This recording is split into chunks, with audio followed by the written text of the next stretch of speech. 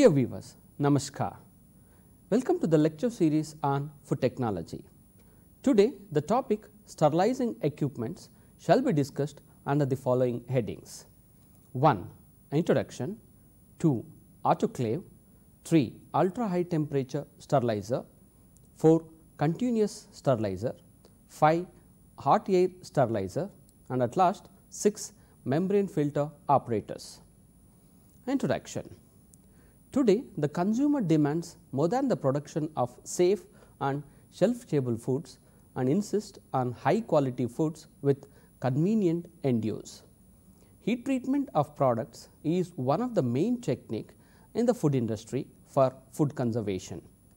Heat treatment stops bacterial and enzyme activity, thus preventing a loss of quality and keeping food non-perishable. Sterilization is a controlled heating process used to completely eliminate all living microorganisms, including thermoresistant spores in milk and other foods. It can be achieved by moist heat, dry heat, filtration, irradiation, or by chemical methods. Compared to pasteurization, a heat treatment of over 100 degrees Celsius is applied for a period of long enough to lead to a stable product shelf life. Sterilization is used to treat all types of food products.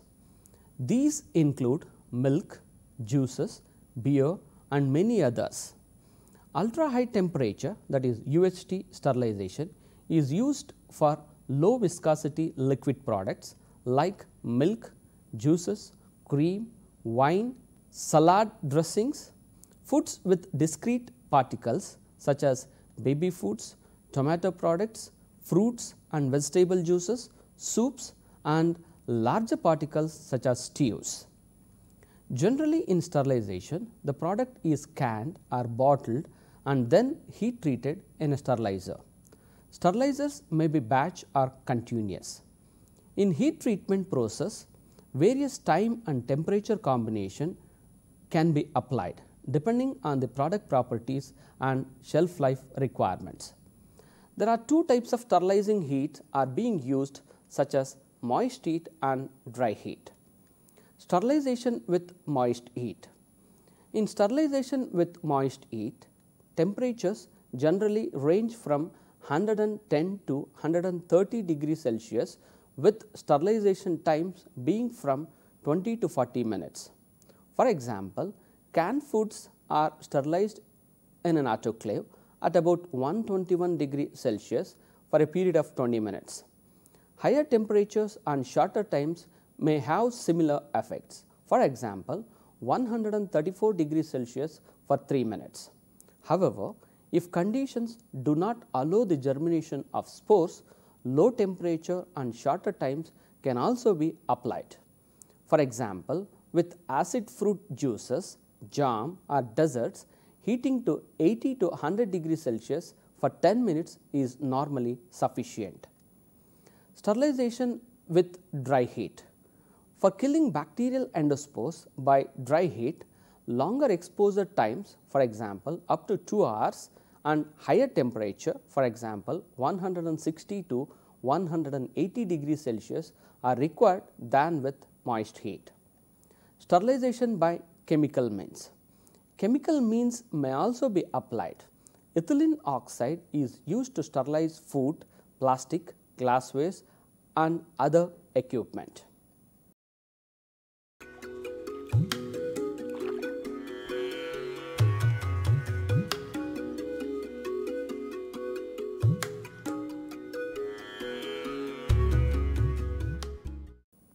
Coming to autoclave, that is steam sterilizing equipment. An autoclave is a large pressure cooker. It operates by using steam and a pressure as the sterilizing agent. High pressures enable steam to reach high temperatures, thus increasing its heat content and killing power. Most of the heating power of steam comes from its latent heat of vaporization. This is the amount of heat required to convert boiling water to steam.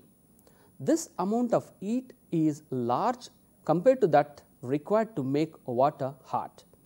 For example, it takes 80 calories to make 1 liter of water to boil, but 540 calories to convert that boiling water to steam. Therefore, steam at 100 degrees Celsius has almost 7 times more heat than boiling water. Steam is able to penetrate objects with cooler temperatures because once the steam contacts a cooler surface, it immediately condenses to water, producing a concomitant 1870-fold decrease in steam volume. This creates negative pressure at the point of condensation and draws more steam to the area. Condensation continues so long as the temperature of the condensing surface is less than that of steam. Once temperature equilibrate, a saturated steam environment is formed. Achieving high and even moisture content in the steam air environment is important for effective autoclaving. The ability of air to carry heat is directly related to the amount of moisture present in the air. The more moisture present, the more heat can be carried. So, steam is one of the most effective carriers of heat. Steam therefore also results in the efficient killing of cells and the coagulation of proteins. Moist heat is thought to kill microorganisms by causing coagulation of essential proteins. Another way to explain this is that when heat is used as a sterilizing agent, the vibratory motion of every molecule of a microorganism is increased to levels that induce the cleavage of intramolecular hydrogen bonds between proteins. Death is therefore caused by an accumulation of irreversible damage to all metabolic functions of the organism. The diagram of an autoclave depicts the simplicity of its operation. Basically, steam enters the chamber jacket, passes through an operating valve and enters the rear of the chamber behind a baffle plate. It flows forward and down through the chamber and the load existing at the front bottom. A pressure regulator maintains jacket and chamber pressure at a minimum of 15 psi, the pressure required for steam to reach 121 degree Celsius, that is 250 degree Fahrenheit. Overpressure protection is provided by a safe valve. The conditions inside are thermostatically controlled so that heat more than steam is applied until 121 degree Celsius is achieved, at which time the timer starts and the temperature is maintained for the selected time. Points to achieve complete autoclaving are guidelines for autoclaving: time, volume, mass, insulation, microbe concentration, etc. You must think about all of these variables. There is no simple formula for how long a certain item needs to be autoclaved to achieve sterility. Secondary containers. Plastic or steel containers such as trays are commonly used to contain material during autoclaving, since it is important to contain spills. But do not forget that such containers alter the nature of the autoclave run. Polypropylene plastic pans with 6-inch sides are favored over polyethylene and polyestyrene because it can withstand autoclaving without melting. Do not ever autoclave a plastic item like a tray if you are not sure it can handle the heat. It is no fun to pry out of melted tray. Indicators. These are tools used to validate the autoclaving process. However, use this with caution.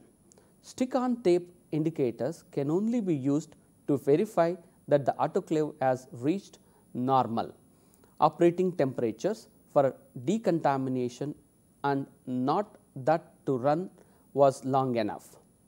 Biological indicators can be used in the efficacy testing of the autoclave process to effectively sterilize the contents being treated. However, this is tedious and we do not routinely do this. Be cautious of packages wrapped too tightly. Air and steam do not mix readily. Air, being heavier than steam, normally is displaced to the bottom of the sterilizer and is then forced out through the drain. If your dry items are wrapped too tightly, however, air is trapped and cannot escape. It forms cool air pockets at the center of the packages, preventing the items from reaching temperatures sufficient to kill all microorganisms. Some general guidelines. Here are some recommended times for autoclaving liquids of the following volume per container, like 75 to 200 ml for 20 minutes, 200 to 500 ml for 25 minutes, 500 to 1000 ml for 30 minutes, 1000 to 1500 ml for 35 minutes, 1500 to 2000 ml for 40 minutes. Remember to modify these times as needed. For example, more time is required if the flanks in a plastic tray, which is the standard method. If many bottles are close to each other in the tray, if the chamber is full of several trays, if the liquid contains microbes, if you are using plastic instead of glass containers, etc. Therefore, you probably need to go longer than the times indicated above. Just to be safe, when running the autoclave, make sure that it reaches the desired pressure and temperature. Also, before using the autoclave, check the drain screen at the bottom of the chamber and clean if blocked. If the sieve is blocked with debris, a layer of air may form at the bottom of the autoclave, preventing efficient operation.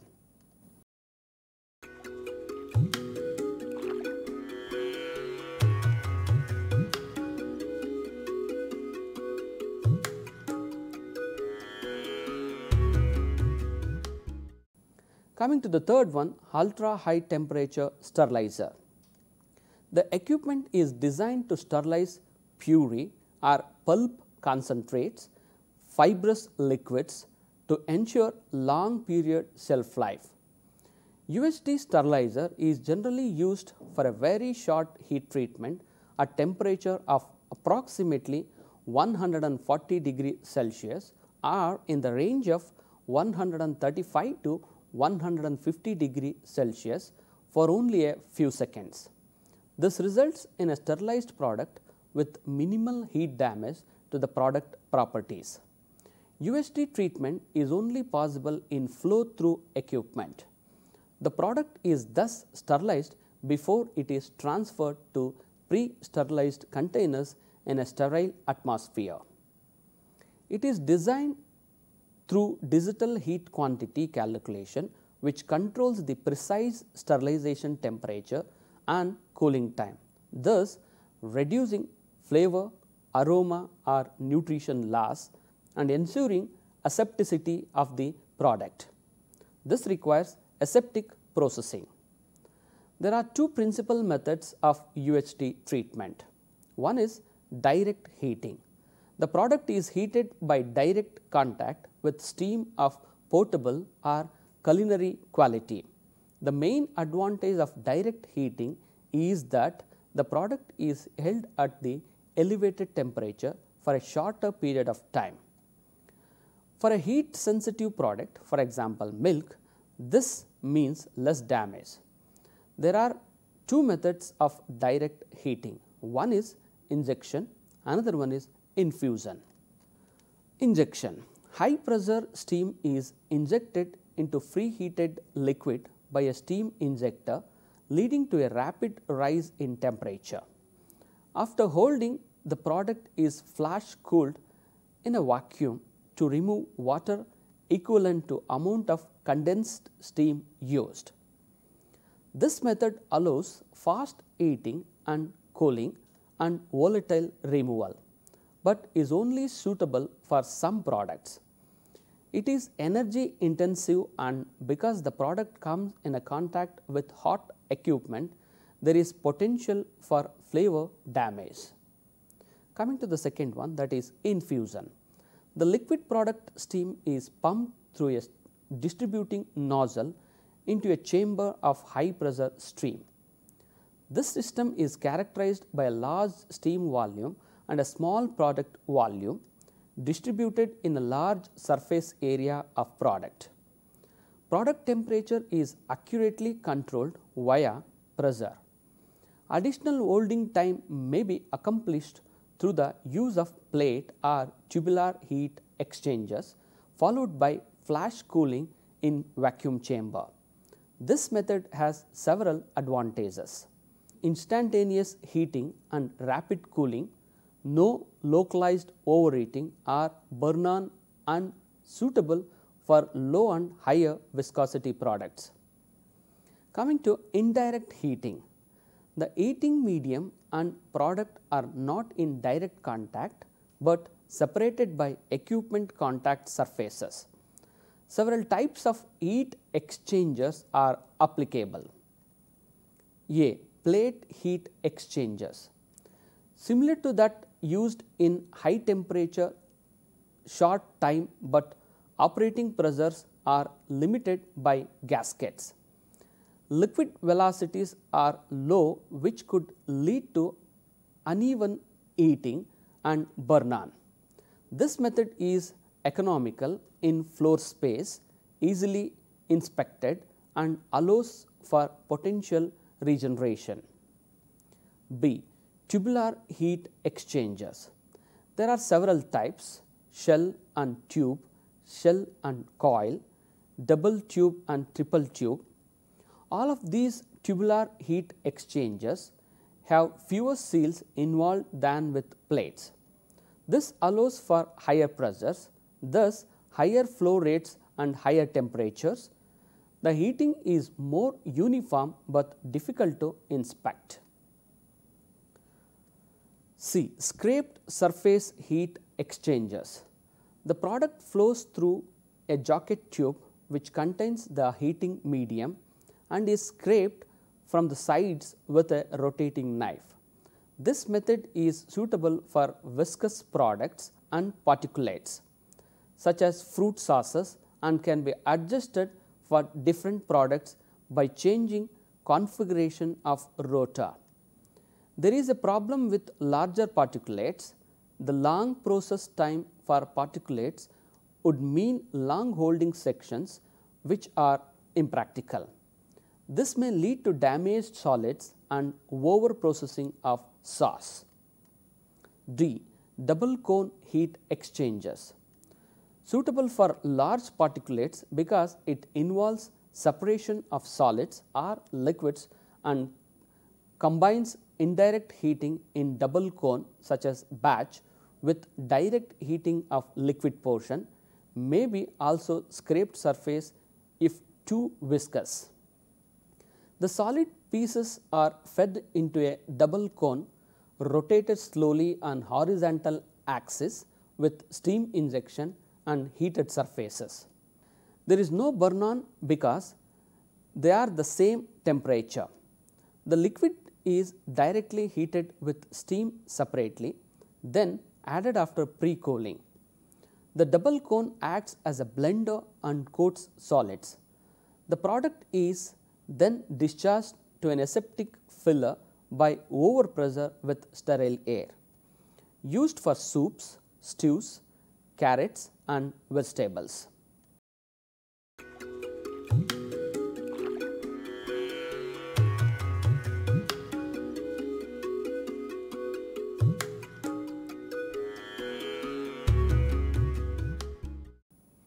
Continuous sterilizers. Use of continuous sterilizers after filling of cans, bottles and jars. Continuous sterilizers enable close control over processing conditions and so produce more uniform products. They produce gradual changes in pressure inside the cans, bottles and jars, and therefore less strain on the seams compared with batch equipment. Continuous sterilizers, for example, cooker coolers, can vary slightly in design and size. Some models can accommodate up to 25,000 cans, bottles or jars. They carry them on a conveyor through 3 sections of a tunnel that are maintained at different pressures for preheating, sterilizing and cooling. The food can be cooked during preheating and sterilizing. The water is reused continuously and water is added as required to replace the minimal evaporation loss, thereby controlling the amount of water and energy consumed. The water is reused for cleaning when it can no longer be used in sterilization. In this way, the consumption of water and energy is reduced. The main disadvantages of continuous sterilization include a high in process stock which would be lost if a breakdown occurred, and in some problems with metal corrosion and contamination by thermophilic bacteria may occur if adequate preventing measures are not taken.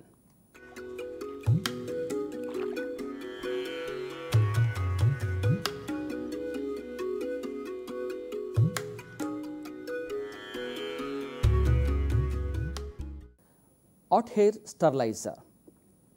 Hot air ovens are electrical devices which use dry heat to sterilize.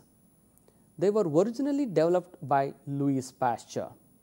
Generally, they can be operated from 50 to 300 degree Celsius using a thermostat to control the temperature.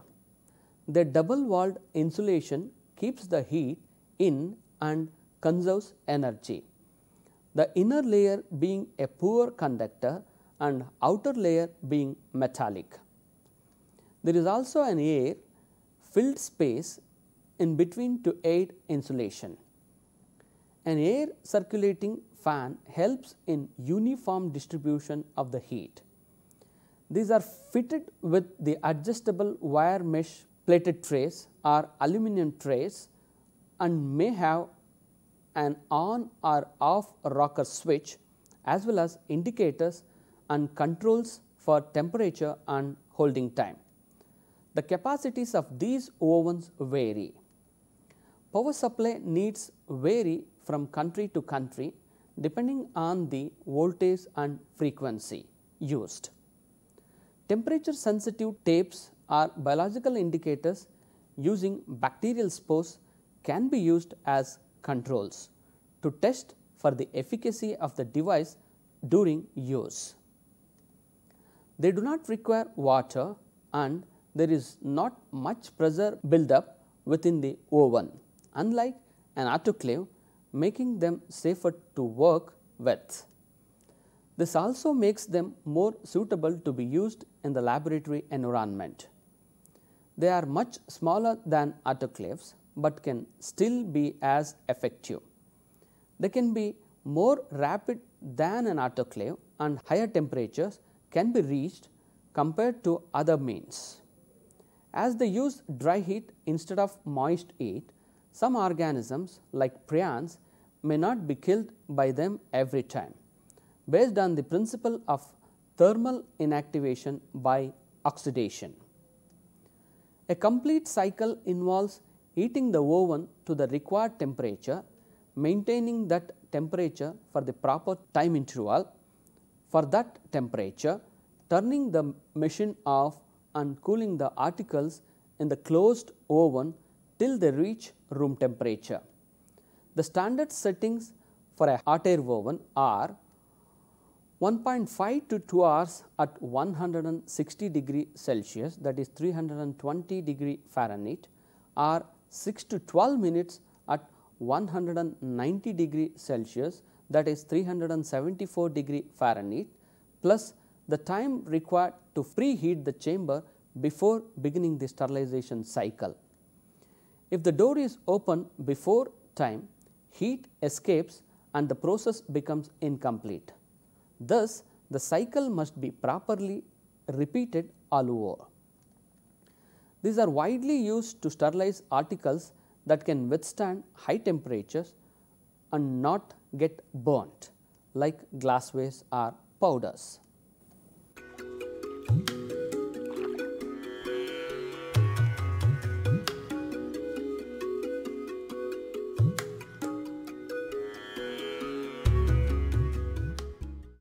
Coming to the last one, that is membrane filter operators. In the food and beverage industries, the precise separation of particles is increasingly important in the production of beer, apple juice, and numerous dairy products. Membrane filtration is a good example of a simple and efficient technology used to enhance food quality with excellent future prospects. Membrane filtration is a technique that uses a physical barrier, a porous membrane or filter to separate particles in a fluid. Particles are separated on the basis of their size and shape with the use of pressure and specially designed membranes with different pore sizes. Although there are different membrane filtration methods like reverse osmosis, nanofiltration, ultrafiltration, and microfiltration in order of increasing pore size, all aim to separate or concentrate substances in a liquid. In the food and beverage industries, membrane filtration is state-of-the-art technology for clarification, concentration, fractionation, that is separation of components, desalting and purification of a variety of beverages. It is also applied to improving the food safety of products while avoiding heat treatment. Some examples of final products using this technique are fruit and vegetable juices like apple or carrot, cheeses like ricotta, ice cream, butter, or some fermented milk, skimmed or low lactose dairy products, microfiltered milk, alcoholic beers, wines and ciders, etc. The use of membrane filtration offers a wide range of advantages for the consumer as well as for the producer. On the one hand, filtration technology offers as an efficient way to gain superior quality and safety without destroying the fundamental sensory qualities of the product. It removes unwanted ingredients like microorganisms, drugs or sediments that have a negative impact on product quality, making the final product more attractive in texture and increasing its shelf life. On the other hand, it may reduce some production steps and increase yield as a high degree of selectivity, improves control over the production process and has low energy costs.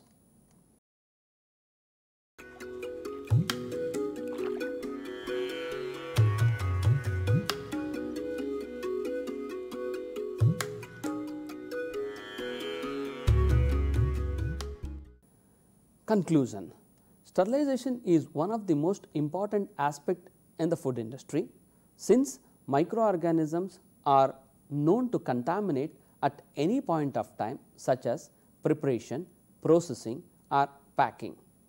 Appropriate equipments and procedures must be developed for all the raw materials used for the food preparation and food product contact surfaces like glasswares, utensils, etc., and anything which could impact food safety.